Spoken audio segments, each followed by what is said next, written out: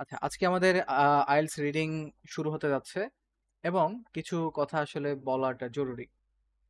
সেটা হচ্ছে যে ফার্স্ট অফ অল যখন কেউ আইএলটিএস রিডিং শুরু করে, বিশেষ করে যারা নিউ থাকে, তারা এই প্রবলেমগুলো বেশি করে বা যারা আসলে প্রপারলি প্রিপারেশন নেয় না, তারা এই মিস্টেক্সগুলো বেশি করে। আর সেটা হচ্ছে যে প্রথমেই যে কাজটা করে যে টেস্টের মধ্যে আগেই সে পুরো প্যাসেজটা পড়া শুরু করে।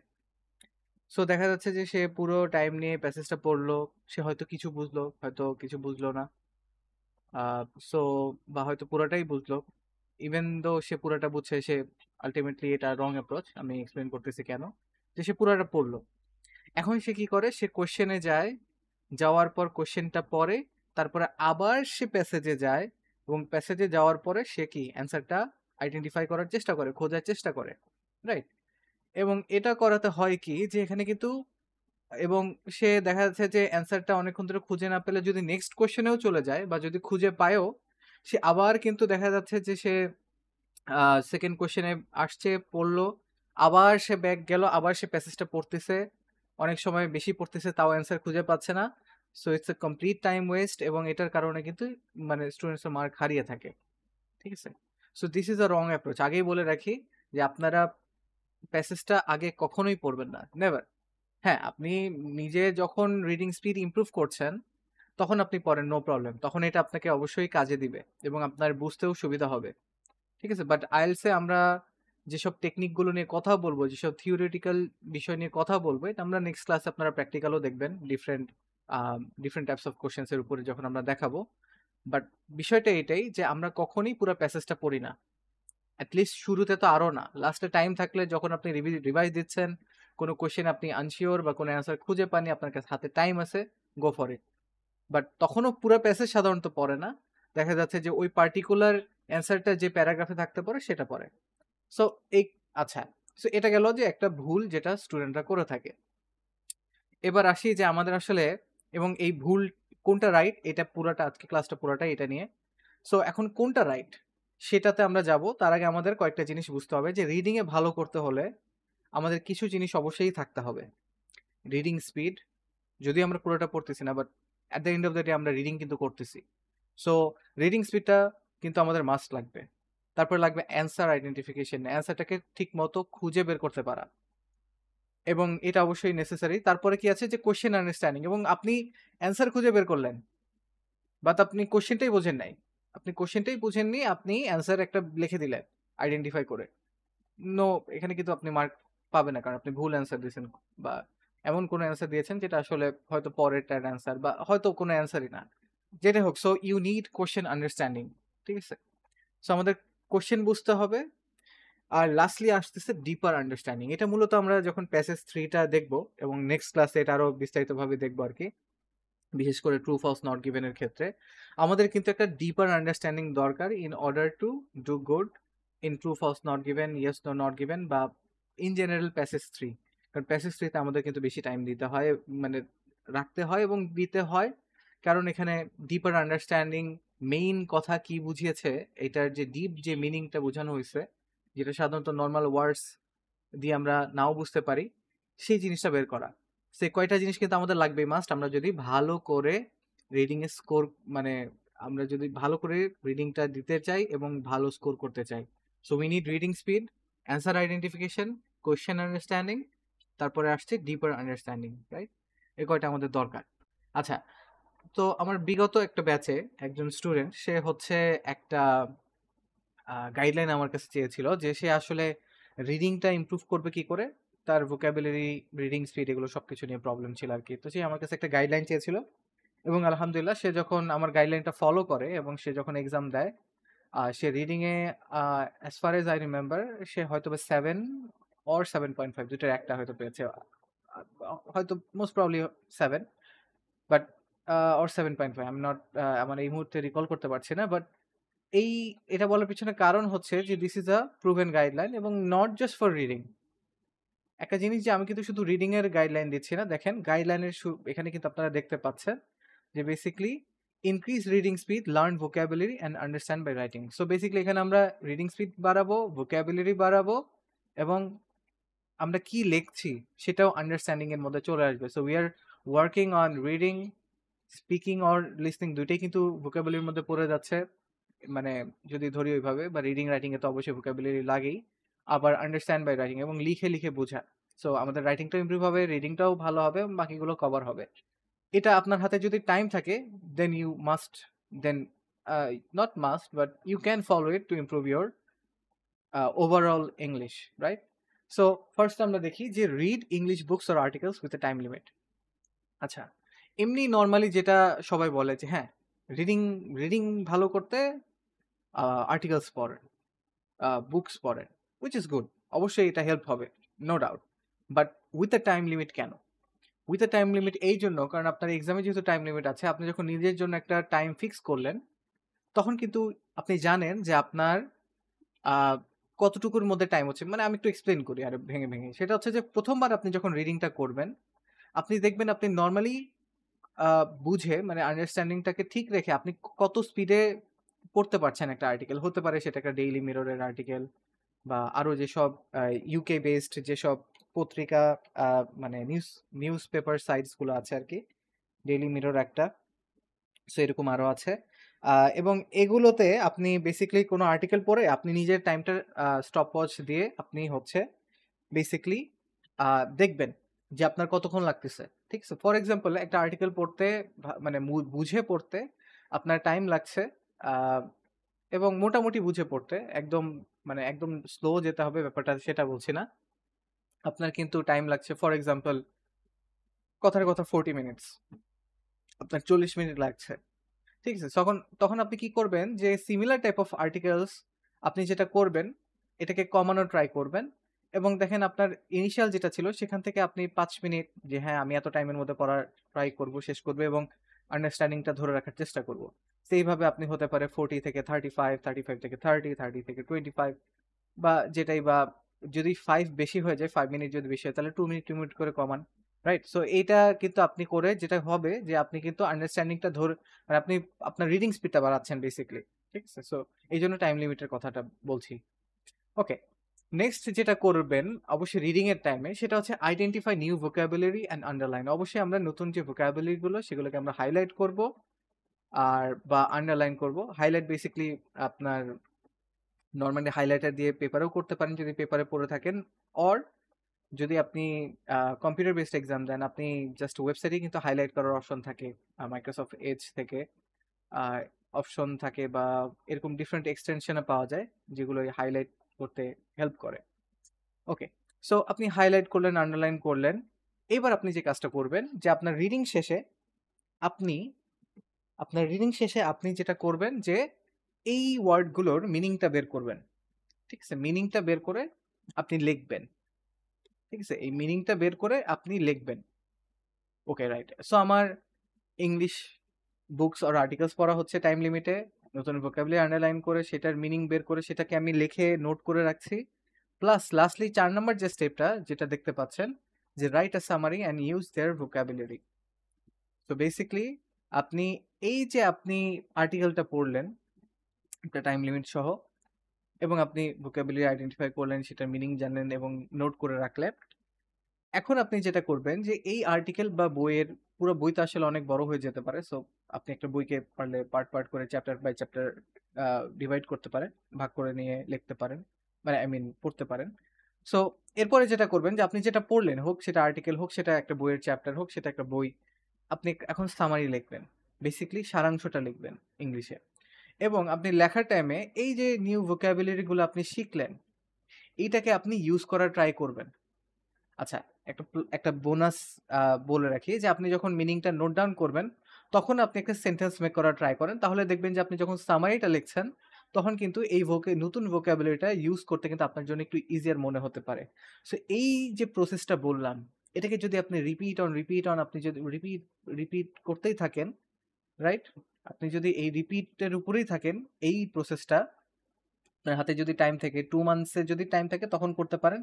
আমি বলবো 1 মান্থ যদি টাইম থাকে, তাহলে এটা হয়তো করতে পারেন কোনো কোনো দিন, জাস্ট নিজেকে টেস্ট করার জন্য বা একটু বেটার আন্ডারস্ট্যান্ডিং এর জন্য। বাট তখন মানে আপনার যদি ১ মাস হাতে টাইম থাকে বা তারও কম থাকে, আমি বলব যে স্টিক টু ক্যামব্রিজ আইএলটিএস যে বইগুলো আছে সেটার রিডিং গুলো প্র্যাকটিস করেন। That would be good. But অবশ্যই প্রপার টেকনিক দিয়ে। আমি যেটা বলতেছিলাম যে আপনাদের যেটা হয় যে অনেকেই আসলে প্রপার টেকনিকটা জানে না বা ডিফারেন্ট যে তারা ডিফারেন্ট ধরেন অর্গানাইজেশন ইনস্টিটিউশনে যে পড়ে আইএলটিএস করেছে আগেও হয়তোবা তারা কিন্তু আসলে এই জিনিসগুলা এইভাবে কিন্তু মানে আমি যেভাবে আপনাদের দেখাবো সেভাবে কিন্তু মোস্টলি দেখায় না। হয়তো কেউ দেখায়, আমি নাও জানতে পারি। বাট যারা সাধারণত ফেমাস আমি এই পর্যন্ত শুনিনি। আমার স্টুডেন্টরা মানে অনেকেই ছিল বিভিন্ন জায়গায়। সো এনিওয়েজ আমরা শুরু করি। সো কোয়েশ্চেন টাইপ তো আপনারা কম বেশি জানেন যে ট্রু, ফলস, নট গিভেন অথবা ইয়েস, নো, নট গিভেন। ঠিক আছে? প্যাসেজ 1 এ যদি থাকে তাহলে ইজি হয়ে থাকে। যখন প্যাসেজ 3 তে থাকে তাহলে হার্ড হয়ে থাকে। যেটা আমরা আ নেক্সট নেক্সট ক্লাসে দেখব। তারপরে ধরেন এমসিকিউ থাকতে পারে। প্যাসেজ 3 তে এমসিকিউটা টাফ হয়ে থাকে একটু। ম্যাচিং হেডিং এটা স্টুডেন্টদের কাছে হার্ড মনে হয়ে থাকে।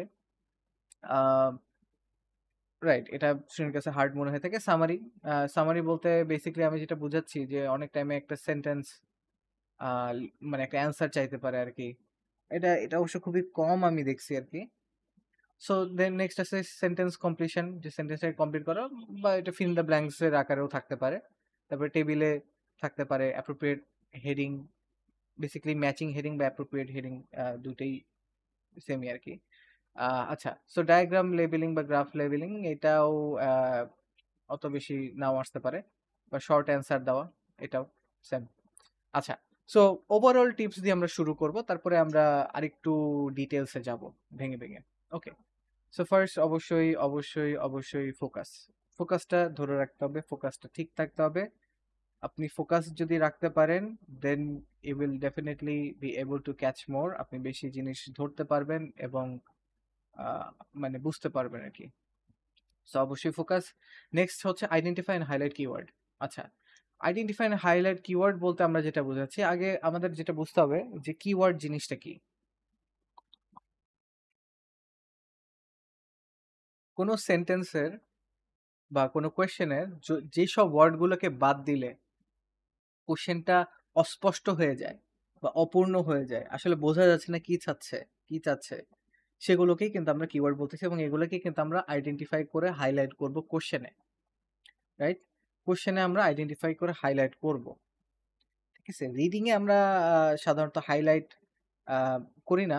করি না বলতে হাইলাইট করে যাওয়া মানে আমরা এই হাইলাইট কিওয়ার্ডটাকে ইউজ করেই আমরা অ্যান্সারটা খুঁজে বের করব। বাট আমরা মোস্ট অফ দ্যা টাইম আসলে প্যাসেজ আসলে কোনো ওয়ার্ডকে কিওয়ার্ড বলে হাইলাইট করি না। বাট হ্যাঁ, অনেক টাইমে কোয়েশ্চেন যেটা থাকে সেটা সিনোনিম আকারে থাকতে পারে। সো সেক্ষেত্রে একই জন আই গেস আন্ডারলাইন করতেই পারে। বাট ওটা আসলে তেমন কোনো বিষয় না। আচ্ছা। সো ফার্স্ট অফ অল অবশ্যই রিড কোয়েশ্চেন কেয়ারফুলি। কোয়েশ্চেনে কি বলা হচ্ছে, ইনস্ট্রাকশনস কি দেয়া হচ্ছে ফার্স্ট অবশ্যই পড়বেন।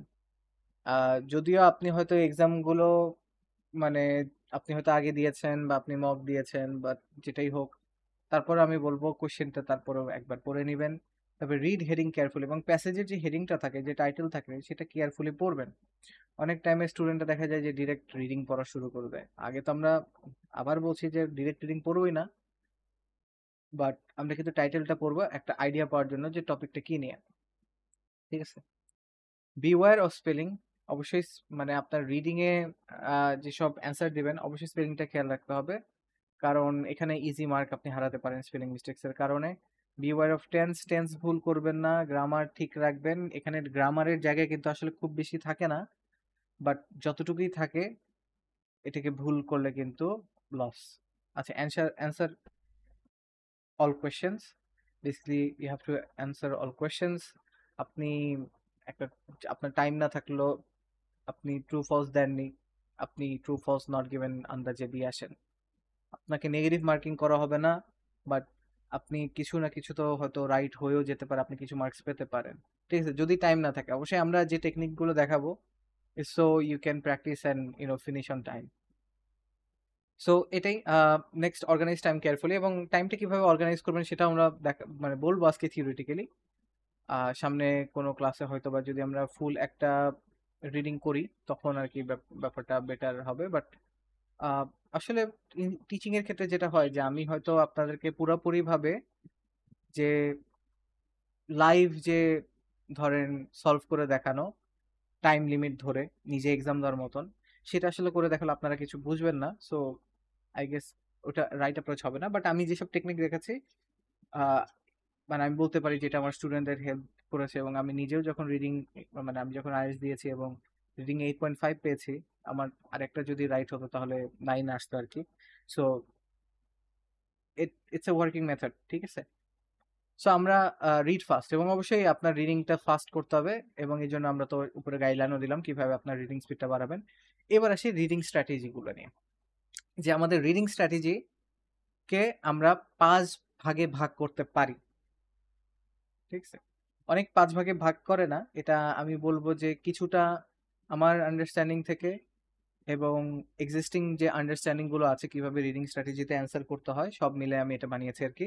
So first of all scanning. Scanning জিনিসটা কি, যে আমরা যখন কোনো ছবি তুলি, ফর এক্সাম্পল আপনি ক্যাম স্ক্যানার অ্যাপ বা বিভিন্ন টাইমে যে মোবাইলের অ্যাপ দিয়ে স্ক্যান করে, বা আমরা ইয়ার দোকানেও, ফটো কপির দোকানেও যখন যাই, আমরা কিন্তু একটা নির্দিষ্ট জিনিসকে উপরে রেখে, ফোকাস রেখে, বা ফোন দিয়ে যখন আমরা তুলি, ফোকাসে রেখে কিন্তু আমরা সেটাকে স্ক্যান করি, তাই না? আমরা ওই নির্দিষ্ট জিনিসটাকে কিন্তু আমরা তুলে নেই, রাইট, স্ক্যান আকারে।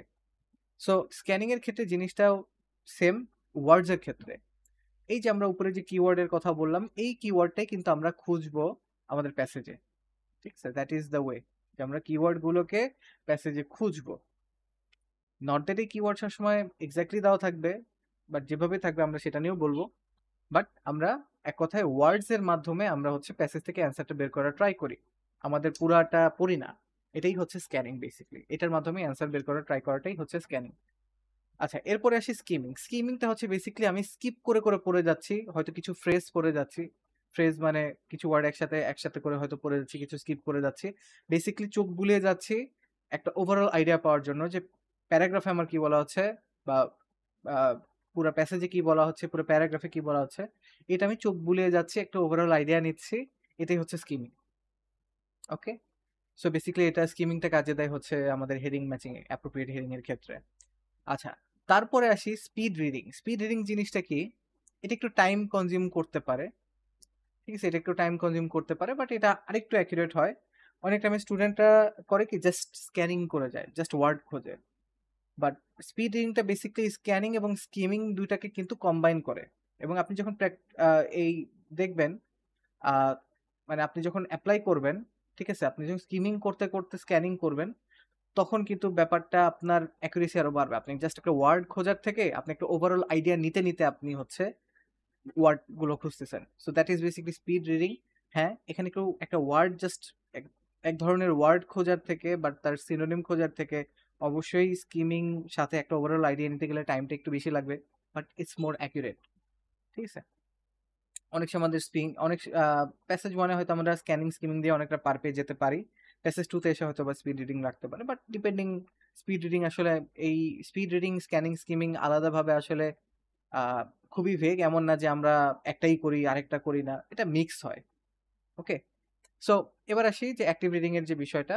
সো অ্যাক্টিভ রিডিং বেসিক্যালি কি, আমাদের যে keyword plus deep understanding. Active রিডিংটা বেসিক্যালি আমরা যে কাজটা করি, যে আমরা হচ্ছে আহ, অথবা স্কিমিং, মানে স্ক্যানিং স্কিমিং করে ওই কিওয়ার্ড যে আমরা বের করি, কিওয়ার্ডটা ধরেন আমি একটা সেন্টেন্সে পেলাম, এখন এই সেন্টেন্সে পাওয়ার কারণে বাট আমি অ্যান্সারটা বুঝতে পারছি না, বা এখানে আমার একটু ডিপার আন্ডারস্ট্যান্ডিং লাগবে, আমার একটু বুঝতে হবে যেখানে কনটেক্সটটা কি, এখানে কি বোঝানো হচ্ছে। তখন আমরা যে কাজটা করি, অ্যাক্টিভ রিডিং করি। অ্যাক্টিভ রিডিং অর্থাৎ আমি আমি যেই সেন্টেন্সটাতে এসে পৌঁছালাম, সেই সেন্টেন্সটা আমি পড়বো। আমি যদি আইডিয়া পাই, গুড। যদি না পাই, আমরা এর আগের একটা সেন্টেন্স পড়বো এবং এর পরের একটা সেন্টেন্স পড়বো। সো আগের একটা সেন্টেন্স পড়বো, পরের একটা সেন্টেন্স পড়বো, এবং মাঝেরটা অলরেডি আমরা পড়ে রেখেছি, রাইট, মিডিয়াল সেন্টেন্সটা, মেইন সেন্টেন্সটা। সো তখন কিন্তু আমি একটা বেটার আন্ডারস্ট্যান্ডিং পাবো, এবং আমরা অনেক টাইমে অ্যান্সার পেয়ে যাই। যদি তাও না হয়, আমরা যেটা করি যে দুইটা আগে পড়ি, দুইটা আহ, দুইটা সেন্টেন্স আগে পড়ি, দুইটা সেন্টেন্স পরে পড়ি, মাঝেরটা তো আছে। সো বেসিক্যালি এটার মাধ্যমে আমরা একটা ফুল কনটেক্সট পাওয়ার চেষ্টা করি, যেন অ্যান্সারটা দিতে আমাদের ইজি হয়। এটা বলা যায় যে আমাদের প্যাসেজ 3-তে কাজে দেয়, প্যাসেজ 2-তেও কাজে দেয়, রাইট। আর last of all, detail reading, list preferable লাস্টে। এই ডিটেইল রিডিং জিনিসটা আসলে আমরা মূলত রাখবো হচ্ছে আপনার বেসিক্যালি রিভিশনের জন্য। একদম লাস্টে যখন আমাদের কোনো কনফিউশন আছে, টাইম আছে, তখন আপনি ডিটেইল রিডিংটা করতে পারেন। মানে পুরা সেন্টেন্স পড়ে যাওয়া আরকি। কোনো প্যারাগ্রাফের, বা আপনার যদি হাতে অনেক টাইম থাকে তাহলে আপনি হয়তো পুরা প্যাসেজও পড়তে পারেন। হয়তো অত টাইম পাবেন না। মানে just uh to point it out there আরকি। So this is our reading strategies. এই ৫ টাকেই আমরা মোটামুটি আ ঘুরাই ফিরাই ইউজ করি এবং এগুলা মিক্স হয় অবশ্যই ডিপেন্ডিং অন দ্য কোয়েশ্চেন এবং এটার difficulty level. So technique. So আমরা স্ট্র্যাটেজি গুলো দেখলাম যে কিভাবে আসলে অ্যান্সার, মানে আমরা এগুলো করে থাকি, রিডিংটা করে থাকি। এবার আমরা টেকনিক নিয়ে কথা বলব যে আপনি কি করবেন? কোনটার পরে কি করবেন? হ্যাঁ, এটা ট্রু যে আপনার ইনিশিয়ালি হয়তো মনে হতে পারে যে আমি আসলে কি করব? রাইট? আপনার ইনিশিয়ালি মনে হতে পারে যে আমি অ্যা এই যে এটা কিভাবে আবার এপ্লাই করব? এটা আমরা যখন আপনারা প্র্যাকটিক্যাল দেখবেন, আজকে আমরা জাস্ট থিওরিটা দেখছি। তখন কিন্তু আপনারা একটা বেটার আইডিয়া পাবেন যে কিভাবে আসলে এই থিওরিটাকে ইমপ্লিমেন্ট করতে হয়। ওকে? সো আমরা দেখেন টেকনিক গুলোতে যাই। গো from one passage to the other chronologically। হ্যাঁ, এটা ট্রু যে আপনি চাইলে প্যাসেজ 2 থেকে শুরু করতে পারেন, প্যাসেজ 3 থেকে শুরু করতে পারেন। বাট আমার রিকমেন্ডেশন, এবং যারা IELTS এর যারা আ মানে এক্সামিনের যারা কোয়েশ্চেন বানায় আরকি, বা IELTS এর যারা ইন্সট্রাক্টররা অন্যান্য আছে, তারাও যেটা সাজেস্ট করে যে অলওয়েজ গো উইথ প্যাসেজ 1। একটা প্যাসেজের পর আরেকটা প্যাসেজ chronological অর্ডারে একটার পর আরেকটা শুরু থেকে শেষ পর্যন্ত যাবেন।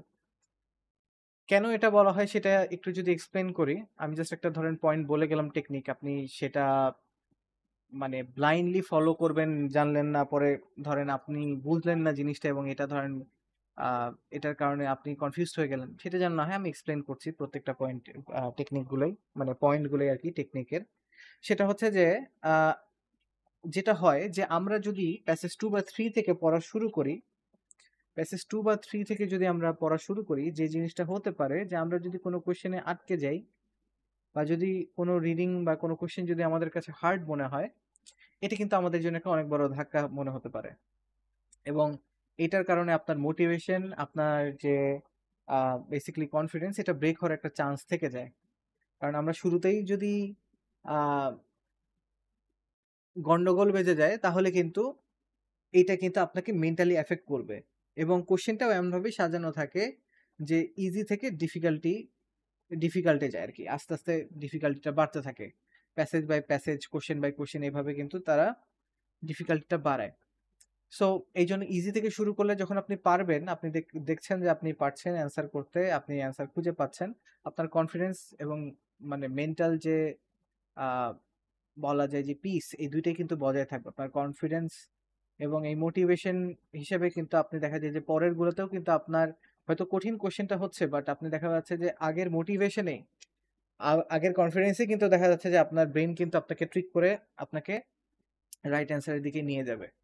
ঠিক আছে? এটা হিউম্যান সাইকোলজির একটা বিষয়। সো এইজন্যই শুরুতেই আমরা ফার্স্ট থেকে শুরু করব যেন আমাদের কনফিডেন্সটা ভালো থাকে, আমাদের মেন্টাল পিসটা থাকে, আমরা যেন প্যানিক না করি।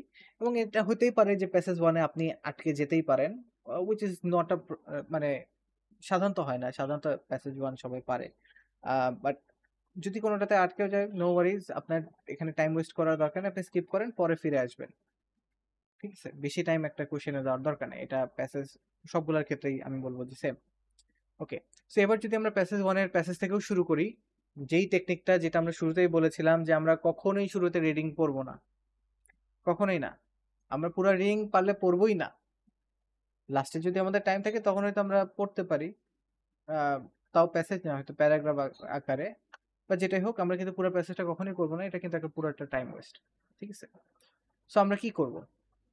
প্রথমে আমরা read questions and underline keywords from questions for 2 questions at a time. So basically আমরা যেটা করব যে আমরা হচ্ছে বেসিক্যালি কোয়েশ্চেন গুলো পড়বো এবং সেগুলোর কিওয়ার্ড গুলো আন্ডারলাইন করব। ঠিক আছে? কিওয়ার্ডটা আমি যেটা বললাম যে যেগুলো ইম্পর্টেন্ট ওয়ার্ড আরকি, যেটা ছাড়া কোয়েশ্চেনটা অস্পষ্ট হয়ে যায়, ঠিকভাবে মিনিংটা বোঝা যায় না। সেই কিওয়ার্ড গুলাকে আমরা আন্ডারলাইন করব। সেন্টেন্সটা পড়ে, অবশ্যই কোয়েশ্চেনটা পড়বো। এমনি একটা ওয়ার্ড মনে হলে আমি দাগাইলাম, ব্যাপারটা এরকম না। আমি হচ্ছে প্রথমেই কোয়েশ্চেন পড়বো, দরকার আবার ফার্স্ট কোয়েশ্চেন পড়বো, সেকেন্ড কোয়েশ্চেন পড়বো। তারপরে আমি ফার্স্ট কোয়েশ্চেন আবার পড়তে যে কিওয়ার্ড দাঁড়াবো, সেকেন্ড কোয়েশ্চেন আবার পড়তে যে কিওয়ার্ড দাগাবো। এটা করলে হবে কি, আমার ব্রেনে কিন্তু জিনিসটা সেট হবে যে কোশ্চেন কিওয়ার্ড গুলো কি কি এবং কোশ্চেন কি ছিল। আচ্ছা, এটা হতে পারে যে আমরা বলি মিনিমাম 2। ঠিক আছে, আপনি যদি 3টা করেন তাহলে কিন্তু বেটার। কারণ আহ, সেটা হচ্ছে যে এমনও হতে পারে যে আপনার, আমরা যেটা আগেও বলেছি আমাদের অন্যান্য ক্লাসে এবং আমাদের ওয়েবিনারেও বলেছি, যে বেসিক্যালি আপনাদের যদি এমন হয় যে আপনি 1 নাম্বারের অ্যান্সারটা খুঁজে পেয়েছেন, 2 নাম্বারের অ্যান্সার খুঁজে পাননি, 3 নাম্বারের অ্যান্সার খুঁজে পেয়েছেন, তাহলে প্যাসেজে 1 এবং 2 এর মাঝেই কিন্তু, সরি 1 এবং 3 এর মাঝেই কিন্তু 2 নাম্বারের অ্যান্সারটা থাকবে। সো বেসিক্যালি আইএলটিএস এর প্যাসেজে রিডিং এ তারা কিন্তু সিরিয়ালটা মেনটেন করে, যে একটা অ্যান্সার ধরেন 5, ধরেন 1 নাম্বার কোশ্চেনের পরে 5 নাম্বার অ্যান্সার থাকবে না প্যাসেজে, অবশ্যই 2 নাম্বারেরটাই থাকবে, সিরিয়ালে আসবে জিনিসটা। ঠিক আছে, সো এই জন্য আমরা বলি যে আপনি যদি 3টা মনে রাখেন, এমন হতে পারে যে আপনার একটা মিস গেল, হতে পারে আপনার 2টা মিস গেল, বাট 3টার মিস যাওয়া কিন্তু টাফ। এবং 3টা যখন মিস যা মানে 3 নাম্বারে যখন আপনি পৌঁছাবেন তখন কিন্তু আপনি জানেন যে এর আগেই 2 নাম্বার আছে বা তার আগেই 1 নাম্বার, তার মানে এই থ্রি থ্রি এর যে সেন্টেন্সটা 3 নাম্বার কোশ্চেনের অ্যান্সার তার উপরেই আছে। তো এইভাবে 3টা করে আপনি মনে রাখবেন। বেশি আমরা পুরো কোশ্চেনও মনে রাখবো না, কোশ্চেনের জাস্ট আমরা ধারণা তো পেয়েছি। এবার আমরা বেসিক্যালি কিওয়ার্ড গুলো মনে রাখবো, রাইট? কিওয়ার্ড গুলো আমরা যেটা আন্ডারলাইন করলাম, মেইন ওয়ার্ড গুলো, সেগুলোকে আমরা মনে রাখবো। এবং দেখেন এক একটা সেন্টেন্সে 2টা থেকে 3টা কিওয়ার্ড থাকতে পারে। সো ধরেন আপনার যদি, আপনার 6টা থেকে 9টা ওয়ার্ড হয়তো আপনার মনে রাখতে হবে।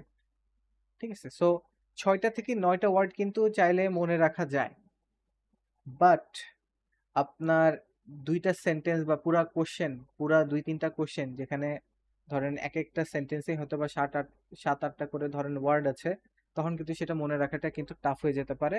সো বেসিক্যালি আপনি কিওয়ার্ডটাই মনে রাখবেন। ঠিক আছে, এবার আপনি যে কাজটা করবেন, আপনি, আচ্ছা এটা হচ্ছে বেসিক্যালি এই এর পরের যে 4 নাম্বার পয়েন্টটা, এটা মূলত আপনার ম্যাচিং বা এমসিকিউ এর ক্ষেত্রে। বেসিক্যালি আপনি ম্যাচিং এর ক্ষেত্রে টাইটেল গুলো পড়ে নেবেন, প্যারাগ্রাফের টাইটেল গুলো পড়ে নেবেন, বা যে জিনিসটা হচ্ছে ম্যাচিং এ সেইটার যে অপশন গুলো আছে সেগুলো পড়ে নেবেন। এমসিকিউ এর যে অপশন গুলো আছে সেগুলো একবার পড়ে নেবেন, একটা আইডিয়া নিয়ে রাখলেন আর কি, যেন আপনার কিওয়ার্ডের পাশাপাশি কোনো অ্যান্সারটা যেন আপনি, আপনার অপশনটা যদি সামনে আসে আপনি যাতে ধরতে পারেন।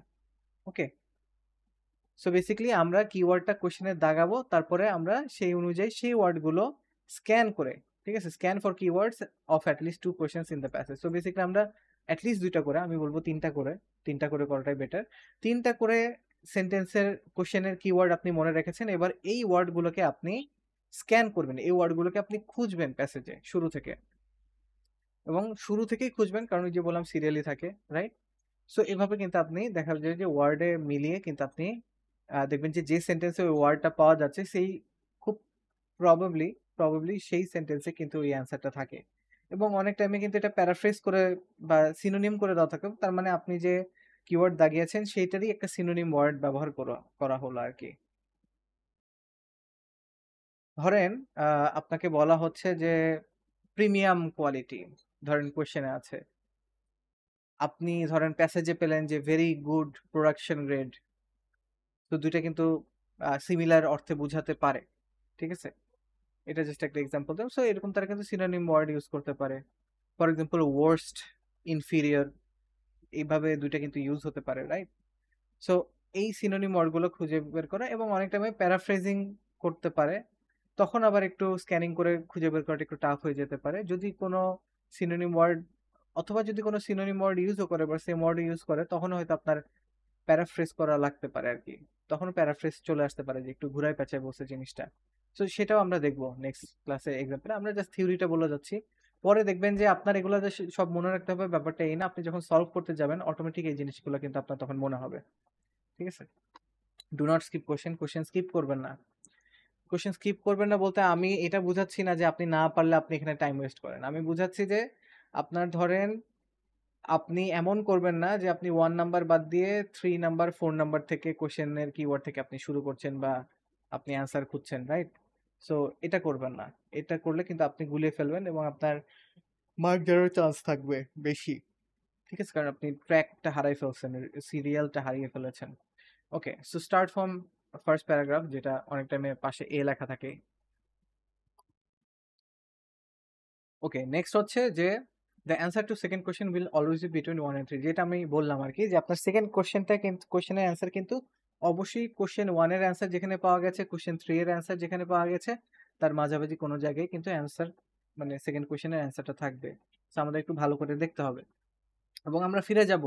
যদি 1 টা অ্যান্সার পেলাম, 3 টা অ্যান্সার পেলাম, আমি অবশ্যই ফিরে যাব 2 এর অ্যান্সার দেখতে স্ক্যান করে।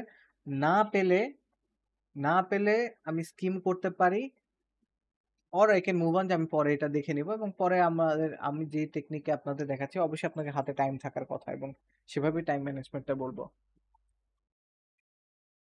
ওকে, সো এখানে দেখেন, first get the gist of the headings or sentences depending on the question, এবং যদি হেডিং ম্যাচিং হয় বা সেন্টেন্স নিয়ে কিছু বলা থাকে, আপনি একটা ওভারঅল আইডিয়া তো আপনার থাকতেই হবে। ঠিক আছে, এটা মূলত স্কিমিং এর ক্ষেত্রে। Scheme through one paragraph starting with first paragraph, এবং আপনি স্কিম করে, অর্থাৎ এক ঝলক দেখে দেখে আপনি যাবেন প্যারাগ্রাফে, চোখ বুলিয়ে যাবেন, আইডিয়াটা নেবেন, রাইট? প্রথম প্যারাগ্রাফ থেকে শুরু করবেন। Match with a sentence or heading depending on the question. আপনার কোয়েশ্চেনে যেটা বলা আছে সেই অনুযায়ী আপনি দেখা যাবে যে ম্যাচিংটা করবেন সেন্টেন্সের সাথে বা হেডিং এর সাথে, আপনি কিন্তু ম্যাচিংটা করবেন। ঠিক আছে, এবং আপনি নেক্সট হেডিং এ চলে যাবেন। মানে নেক্সট হেডিং বলতে বোঝাচ্ছি যে নেক্সট প্যারাগ্রাফে চলে যাবেন। মানে এক একটা নেক্সট হেডিং বলতে আপনি মানে নেক্সট প্যাসেজে চলে যাবেন বেসিক্যালি। আচ্ছা, এখানে প্যারাগ্রাফ হবে, হেডিং না, আমি এটা ফিক্স করে দিচ্ছি। নেক্সট প্যারাগ্রাফে চলে যাবেন এবং প্যারাগ্রাফটা পড়ে এসে কিন্তু আপনি আবার ম্যাচ করবেন যে কোন সেন্টেন্স বা হেডিং এর সাথে যাচ্ছে প্যারাগ্রাফটা, রাইট? এটাকে আমরা বারবার কিন্তু রিপিট করব প্রসেসটা, যে আমরা এক একটা করে প্যারাগ্রাফ পড়বো এবং কোনটার কোন হেডিং বা সেন্টেন্সের সাথে বেশি ম্যাচ করে সেটার আমরা ম্যাচ করব, সেভাবে লিখবো এবং এটাকে আমরা বারবার রিপিট করব। If you think the other paragraph matches to topic priority or focus, then change the answer accordingly. যদি আপনার পরে মনে হয় যে আপনি ধরেন কন্টিনিউ করলেন এই প্রসেসটা রিপিট করছেন, এমন সময় দেখলেন যে আপনার থার্ড প্যারাগ্রাফটা সেকেন্ড যে অপশন আছে আপনার ধরেন হেডিং এর, সেটার সাথে বেশি ভালোভাবে যায়, তখন আপনি জাস্ট ওটা মুছে বা কাট করে আপনি কিন্তু ওইটা দিবেন, যেটা আপনার কাছে স্ট্রং মনে হবে সেটাই আপনি দিবেন, এবং এভাবে কিন্তু আমরা চেঞ্জ করব, কারণ হতেই পারে যে এটা আপনাকে মিসলিড করার জন্য কিন্তু একটু ডিফারেন্ট ভাবে দিতে পারে। এবং একটা জিনিস যেটা হয়, এবং আপনি জাস্ট আপনি ধরেন যখন প্যাসেজ পড়ছেন তখন আপনি একটা না একটা মার্ক করেই রাখবেন, যদি আনশিওর থাকেন পাশে একটা ছোট করে কোশ্চেন মার্ক দিয়ে রাখতে পারেন, বা থাকলে থাকলো, পরের প্যারাগ্রাফটা পড়ে যদি বেশি মনে হয় যে বেশি অ্যাকুরেট, তখন জাস্ট ওটাকে চেঞ্জ করে দিবেন আর কি, right? Okay, if unsure about any question, do an active reading for the specific question at the end of the passage after all the questions are answered if you have remaining time from the time specified. আচ্ছা, so আমরা একটু আগেরটাতে আসি। So basically paragraph matching এ যেটা আমাদের যেটা বেশি better মনে হবে আমরা সেভাবে কিন্তু চেঞ্জ করব এবং চেঞ্জ করে করেই আগাবো, রাইট? সো এইভাবে দেখবেন, এবং একটা জিনিস যেটা মনে রাখবেন যে অনেক টাইমে কিন্তু ফার্স্ট কয়েকটা সেন্টেন্সে কিন্তু মেইন টপিকের ফোকাসটা কিন্তু ফুটিয়ে তোলে আর কি প্যারাগ্রাফে। তো এইভাবেও কিন্তু আপনার সেন্টেন্স বা মানে হেডিং ম্যাচিং এ কিন্তু প্যারাগ্রাফের সাথে কিন্তু কাজে দিতে পারে। তো এই জিনিসটা জাস্ট একটু মনে রাখা। বাট এটা কিন্তু সবসময় কাজ করার ব্যাপারটা তা না, স্কিম করাটা এই জন্য অনেক জরুরি। এবং ডিপেন্ডিং অন যে আপনি মিলাতে পারছেন কিনা, আপনার হয়তো কিছুটা স্পিড রিডিংও করতে হইতে পারে, যে স্ক্যানিংও করলেন, ওয়ার্ড গুলাও একটু দেখলেন যে কি কি ওয়ার্ড আছে হেডিং এর সাথে, ওয়ার্ড গুলা মেলে কিনা। বা ডিপেন্ডিং অন আপনার যদি হাতে টাইম থাকে, আপনি যে একটা টাইম স্পেসিফাই করবেন, কিভাবে করবেন সেটাও বলবো। স্পেসিফাই ধরেন করলেন একটা টাইম একটা প্যাসেজের জন্য, আপনার হাতে টাইম আছে, ওই যেই টাইমটা আপনি নির্ধারণ করছেন সেইটার অনুযায়ী আপনার টাইম আছে, তাহলে কিন্তু আপনি অ্যাক্টিভ রিডিং করতে পারেন। অ্যাক্টিভ রিডিং বেসিক্যালি কি, ওই সেন্টেন্সটা ধরেন শুরু থেকে আপনি জাস্ট স্ক্যানের পাশাপাশি আপনি রিডিং পড়বেন, এক দুইটা সেন্টেন্স তিনটা সেন্টেন্স ধরেন পড়বেন, ফুল প্যারাগ্রাফ পড়ার দরকার নাই। ঠিক আছে, বা একটু স্কিপ করে করেও পড়তে পারেন। ওই যে বললাম আমরা আসলে মিক্স করে করি, আসলে কোনোটাই কিন্তু এমন না যে হ্যাঁ শুধু এইটাই করবো শুধু ওইটাই করবো, মিক্স হবেই। ওকে, সো এবার আসি যে আহ, আমাদের এইখানে যেটা বলছে, if answer about any question do an active reading for that specified question at the end of the passage after all questions are answered if you have remaining time from the time you specified. So basically ধরেন আমি একটা time fix করলাম, basically ধরেন আমি passage ওয়ানে মাত্র 15 minutes আমি spend করতে চাই, এর বেশি আমি স্পেন্ড করবো না। ধরেন আমার 12 মিনিটে বা 13 মিনিটে 30 মিনিটসে আমার হচ্ছে, বা ধরলাম 12 মিনিটে আমার শেষ, আমার হচ্ছে রিডিং প্যাসেজ ওয়ান শেষ। বাট আমার দু একটা স্কিপ গেছে যেখানে আমাদের অ্যাক্টিভ রিডিং দরকার, বা স্কিপ গেছে, আমি আসলে অ্যান্সারটা খুঁজে পাইনি, স্ক্যান স্কিম করে বা ওখানে টাইম দেইনি, যে স্কিপ করে গেছি, খুঁজে পাচ্ছি না, ওকে স্কিপ, পরে দেখতেছি। সো আমার হাতে 3 মিনিট এখন টাইম আছে। আমি যেটা করব যে এখন আমি অ্যাক্টিভ রিডিং করতে পারি, যে একটু ফিরে গেলাম কোশ্চেনের কিওয়ার্ড গুলো বা যে বিষয়বস্তুটা আরেকবার আইডিয়া নিয়ে, তারপরে এবার যেখানে কোশ্চেনের মাঝে, মানে এক কথায় যেই কোশ্চেন গুলোর মাঝে প্যারাগ্রাফ বা যেখানে ওই সেন্টেন্সটা থাকতে পারে, ওইখানে আমি তখন অ্যাক্টিভ রিডিং করে অ্যান্সারটা বের করার ট্রাই করব। এটা আমরা কালকে থিওরি, মানে আজকে জাস্ট থিওরিটাই বলতেছি, কালকে প্র্যাকটিক্যালটা আপনারা দেখবেন। If the time remains at the and, do detail reading to match. আচ্ছা, একদম লাস্টে যখন আপনার এবং টাইম আছে, আপনি ডিটেল রিডিংও করতে পারেন। আপনি তারপরেও অ্যাক্টিভ রিডিং করে মিলাতে পারছেন না কয়েকটা সেন্টেন্স পরে, আপনি পুরোটা পড়েন, আপনার হাতে যদি টাইমটা থাকে, যত টাইম ঠিক করেছেন সেই টাইমটা যদি থাকে থাকে তাহলে গো অ্যাহেড, আপনি পড়েন ডিটেইলে, যদি অ্যান্সারটা খুঁজে পান। ওকে, অবশ্যই আপনার শেষে, আপনার রিডিং প্যাসেজ 1 শেষ, অবশ্যই একবার গ্রামার স্পেলিং একবার চেক দিয়ে যাবেন ফার্স্ট, একবার চোখ বুলে যাবেন যে ঠিক আছে কিনা। অত ক্লিয়ারলি দেখার নাও, একটু দেখে যাবেন আর কি। অত আসলে এগুলোতে টাইম লাগারও কথা না, টু বি অনেস্ট, দেখতে। আহ, আর লাস্টে তো একবার আমরা টাইম থাকলে অবশ্যই দেখবো, এবং এমন ভাবেই আমরা সিস্টেমটাকে দাঁড়া করেছি যেন লাস্টে টাইম থাকে, ঠিক আছে। এবং বলবো আমরা কিভাবে ভাগ করব, এই জন্যই রিডিং স্পিডটাও দরকার। আর এবং আহ, আপনাদের নেক্সট দিন যখন প্র্যাকটিক্যাল করে দেখাবো, তখন এগুলার ইউজ আপনি দেখবেন যে কিভাবে আমি জিনিসটাকে ব্রেক ডাউন করছি, অ্যান্সার করছি। এবং সেটাকে যদি আপনি ফলো করেন, আশা করা যায় যে, এবং যদি প্র্যাকটিস করেন অবশ্যই, আপনি তাহলে ভালো একটা ব্যান্ড স্কোর করতে পারবেন, ঠিক আছে। আচ্ছা, revise answer to see if they fit at the end, most likely with detail reading. এবং লাস্টে আপনার হাতে টাইম আছে, এবং আপনি এখন যেই কোশ্চেনগুলো নিয়ে আপনি আনশিওর, সেগুলো আপনি তো পুরোটা রিভাইজ দিবেনই, এবং যেগুলোতে আপনি আনশিওর ছিলেন না, কোথায় আপনি নিশ্চিত ছিলেন না যে এটা নাও হতে পারে বা আমি ঠিক মতো বুঝিনি, সেগুলোতে এখন আপনি চাইলে আপনার হাতে টাইম থাকলে লাস্টে আপনি এখন ডিটেল রিডিং করেন। এখন আপনি ডিটেল সেন্টেন্স এক একটা ওয়ার্ড করে সেন্টেন্সগুলো পড়েন, পড়ে প্যারাগ্রাফ আকারে, পুরো প্যাসেজ সাধারণত লাগে না, পুরো প্যারাগ্রাফ আকারে আপনি পড়েন, যে আপনি যদি তারপরে একটু বুঝে অ্যান্সারটা দিতে পারেন প্রপারলি, রাইট, যেগুলো স্কিপ গেছে আর কি, সেটার ক্ষেত্রে বললাম। আচ্ছা, তো আজকে জাস্ট থিওরিগুলো বলে যাচ্ছি। নেক্সট দিন যখন আমরা প্র্যাকটিক্যাল করব, তখন এগুলোর প্র্যাকটিক্যাল অ্যাপ্লিকেশন কিভাবে ইউজ করতে হবে, এই যে টেকনিকগুলা, এবং কিভাবে আহ, মানে এই টিপসগুলো কিভাবে কাজ করবে, সেটাও আপনারা দেখবেন আশা করি। এবং এটাই, এগুলোই আমাদের টেকনিক, ঠিক আছে। এগুলাকে ইন ইটসেলফ হয়তো এখন আপনি বুঝবেন না যে কিভাবে কাজ করবে, যেহেতু থিওরি বলে কথা। এটাকে আমি যতক্ষণ না আসলে হাতে কলমে দেখাচ্ছি, ততক্ষণ আসলে জিনিসটা আপনাদের জন্য ক্লিয়ার হবে না। সো নেক্সট ক্লাসে যখন প্র্যাকটিক্যাল করব, তখন কিন্তু আশা করি যে আপনারা বুঝতে পারবেন আরো বেটার ভাবে। ওকে, এবার একটু টাইম ম্যানেজমেন্ট নিয়ে যদি বলি, টাইম ম্যানেজমেন্ট ইজ কি। আপনি যদি সময়টা ঠিক মতন আপনি না সাজান, তাহলে কিন্তু আপনার মার্ক আপনি হারাবেন ইজিলি। তো যেমন আমার একজন স্টুডেন্ট বলছিল যে তাকে, মানে সে হচ্ছে প্যাসেজ 3 থেকে শুরু করতে, আহ, মানে সে আসলে প্যাসেজ 3 থেকে শুরু করতো, যে কারণ এটা কঠিন। আর এখানে প্রবলেমটা হচ্ছে যে প্যাসেজ 3টা কঠিন হয়ে থাকে, যে কারণে এখানে টাইমটা বেশি লাগে, যে কারণে পরের প্যাসেজ গুলাতে, যেগুলোতে আপনি ইজি মার্ক পেতেন, সেখানে কিন্তু মার্কটা আপনি হারিয়ে ফেলছেন, কারণ আপনি প্যাসেজ 3 কঠিন দেখে আপনি আগে শুরু করতে গেছেন, এবং আপনার টাইমটা বেশি লেগেছে, এবং ধরেন বাকিগুলোতে আপনি টাইম দিতে পারেননি। So always start with passage 1, passage 3 দিয়ে শুরু করবেন না, আপনার টাইমটা অনেক বেশি লেগে যাবে। আমরা যেই সিস্টেমটা গুলো বলবো, এগুলোতে আমাদের টাইম সেভ হবে, যেন আমরা প্যাসেজ 3 তে টাইমটা বেশি দিতে পারি। এই জন্য আমাদের রিডিং স্পিডটাকে বাড়াতে হবে, আন্ডারস্ট্যান্ডিং বাড়াতে হবে, রাইট। এবং গাইডলাইনটা ফলো করে আপনি প্র্যাকটিস করেন, অবশ্যই বাড়বে ইনশাল্লাহ। সো যদি বলি, প্যাসেজ 1-এ 13 to 17 মিনিটস, এর বেশি দেওয়া উচিত না, ঠিক আছে। আমি বলবো আইডিয়াল 14-15 মিনিটস, এর বেশি দেওয়া উচিত না। তাহলে আপনার হাতে কিন্তু এক্সট্রা 5 মিনিট থেকে যাচ্ছে, ঠিক আছে। যদি 17 মিনিটসও ধরেন, 3 মিনিট কিন্তু হাতে থেকে যাচ্ছে। এবং প্যাসেজ 2-তে অবশ্যই আপনার প্যাসেজ 1-এর থেকে বেশি টাইম লাগবে, সো 16 থেকে 18 মিনিট, 17 মিনিট লাগতে পারে। সো আপনার কিন্তু দেখেন, এখানে কিন্তু 5-7 মিনিট অলরেডি, বা ডিপেন্ডিং অন আপনি যদি আরো ভালো করে করতে পারেন, সো আপনার কিন্তু এখানে যদি 13-16 মিনিটে যদি পারেন, সো বেসিক্যালি আপনার এখানে কিন্তু 11 মিনিট সেভ হওয়ার চান্স থাকতে পারে।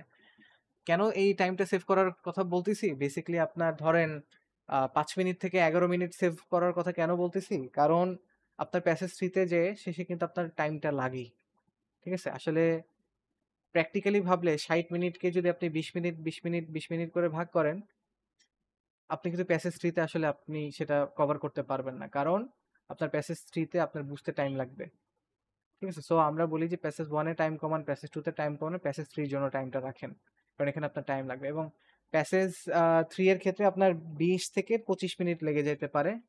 ঠিক আছে? এবং লাস্টে হয়তো এমন হইতে পারে যে ৩-৪ মিনিট বা ৫ মিনিট হয়তো আপনার হাতে টাইম থাকবে। তখন আপনি the remaining time that is saved, use it for revisioning plus detailed reading. Plus আপনি গ্রামার, টেন্স একবার, স্পেলিং আপনাকে একবার চেক দিলেন। প্লাস যেগুলো আনসিওর ছিল সেগুলোর জন্য আপনি ধরেন অ্যাক্টিভ রিডিং করলেন বা ডিটেইল রিডিং করলেন। সো বেসিক্যালি এভাবেই আমরা